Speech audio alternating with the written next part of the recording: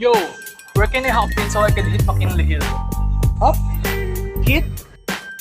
Exactly, boy. You wanna hit me?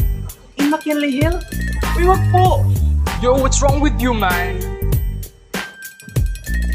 Kita nyo yun? Prince might have been intimidated by who he was talking to. Or maybe the other guy just doesn't know how to speak clearly. Both of them couldn't construct their words properly. Maybe because they're not familiar to the personality of each other. If you're in the same situation, how would you construct your words to someone that you clearly know or to someone that you don't know, so that in the best way, you can communicate in the best way possible? Ako si Eric Generalar at ito ang communication theory ng Constructivism. Constructivism is a communication theory that seeks to explain individual differences in people's ability to communicate skillfully in social situations. According to Jesse Delia, the core assumption of constructivism is that people make sense of the world through systems of personal constructs. Ano ba ang constructs? Well, constructs are the cognitive templates or stencils we fit over reality to bring order to our perceptions. Well, it's like our code or design so we can make things comprehensible. Pag-usapan naman natin ang social perception skills. There is a mental ability to distinguish subtle personality and behavior differences among people. Anong tawag doon?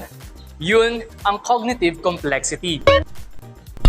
People with large set of interpersonal constructs have better social perception skills than those whose set of mental templates is relatively small. But how can we determine the degree of our cognitive complexity? Ipinapakilala ko sa inyo ang gawa ni Walter Cronkite na role category questionnaire para pasukin natin ang sarili nating isipan. Think of people about your age whom you know well. Then, select one person you like and pick someone you dislike. Once you have two specific people in mind, spend a moment to mentally compare and contrast them in terms of personality, habits, beliefs, and the way they treat others. Huwag mong limitahan ang sarili mo ha, isulat mo ang lahat ng kaya mo. Now, take a piece of paper and for about 5 minutes, describe the person you enjoy.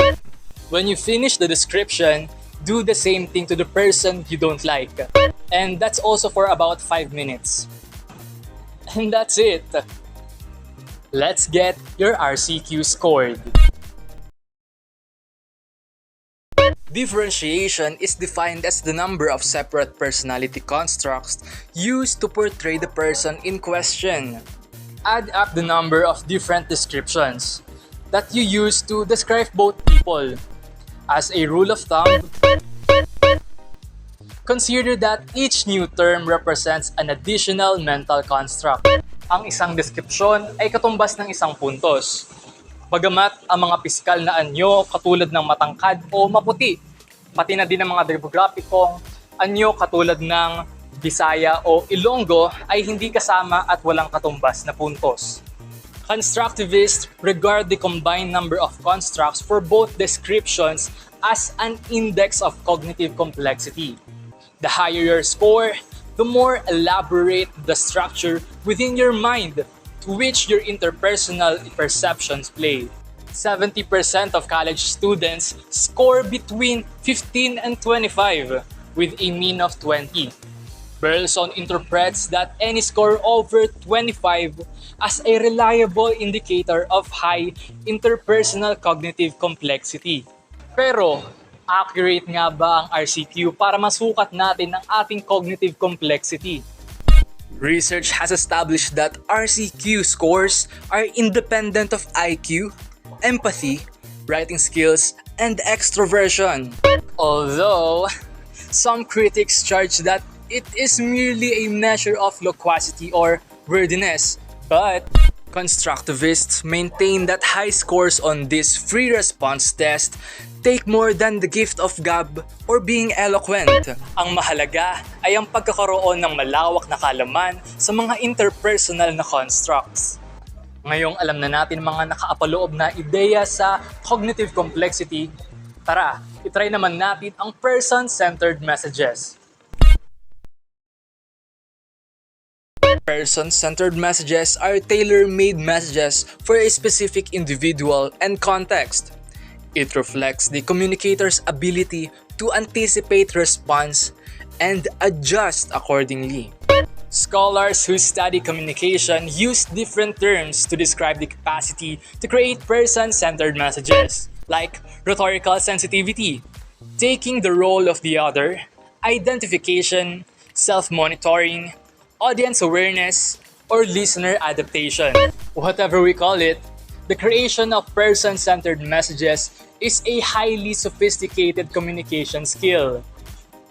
Ano ba ang benepisyo ng paggamit ng person-centered messages? Mayroon tayong tatlo. Ito ay social support, relationship maintenance, at organizational effectiveness.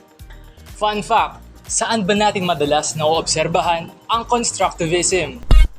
Di sa mga paaralan, educators use constructivist strategies to be more effective.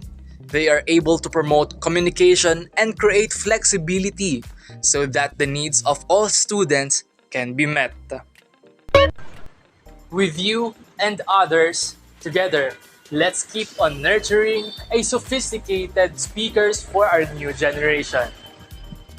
Muli, ako si Eric Aralar at ito ang communication theory ng Constructivism. Sabay-sabay natin abutin ang ating mga communication goals.